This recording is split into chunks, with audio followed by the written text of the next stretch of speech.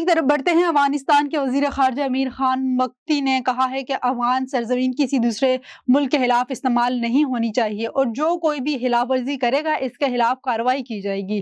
کابل میں ایک تقریب سے خطاب کرتے ہوئے وزیر خارجہ امیر خان مقتی نے علماء کی جانب سے ایک روز قبل متفقہ طور پر منظور کیا ہے کہ ایک 5 نکاتی قرارداد کی توثیق کی۔ کابل یونیورسٹی میں افغانستان کے 44 صوبوں سے جمع ہونے والے سینکڑوں علماء نے ایک قرارداد منظور کی تھی جس میں موجود نظام کی حمایت، علاقائی سالمیت کی دفاع، افغانستان کی سرزمین کو دوسرے ممالک کے خلاف استعمال ہونے سے روکنا، افغانیوں کے بیرون ملک عسکری سرگرمیوں میں شمولیت کی مخالفت اور مسلمانوں کے درمیان اتحاد پر زور دیا گیا تھا۔ یوکرین کے صدر زیلنسکی نے کہا ہے کہ امریکہ چاہتا ہے یوکرین ڈونباس سے مکمل دستبردار ہو جائے۔ صحافیوں سے گفتگو کرتے ہوئے یوکرینی صدر زیلنسکی نے کہا ہے کہ امریکی امن منصوبے سے متعلق غیر یقینی کی صورتحال ہے۔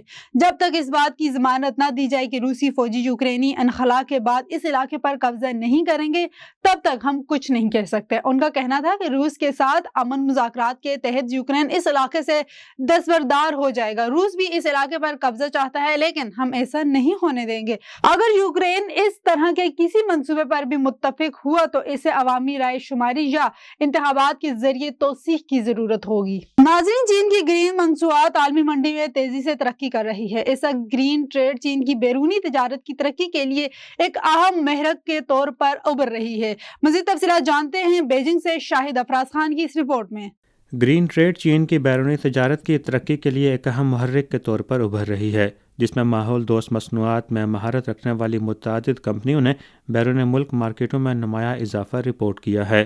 تازہ ترین اعداد و شمار سے پتہ چلتا ہے کہ چین نے 6,430 قومی سطح کی گرین فیکٹریاں اور 491 گرین انڈسٹریل پارکس تعمیر کیے ہیں، جبکہ چینی کمپنیوں نے 40,000 سے زیادہ قسم کے گرین مصنوعات تیار اور انہیں فروغ دیا ہے۔ چینی حکام کے مطابق اگلا مرحلہ گرین مصنوعات اور ٹیکنالوجیز کے درآمد و برآمد کو وسعت دینا ہوگا۔ چین کی مشینری کمپنیاں ان مصنوعات کی شاندار کارکردگی کی بدولت الیکٹرک لوڈرز جیسی مصنوعات کے برآمدات میں قابل ذکر اضافہ دیکھ رہی ہیں۔ یہ الیکٹرک لوڈرز ایک بار چارج میں 8 گھنٹے تک کام کر سکتے ہیں، جن کے چلنے کے اخراجات روایتی ڈیزل سے چلنے والے ماڈلز کے مقابلے میں صرف 1/3 ہیں۔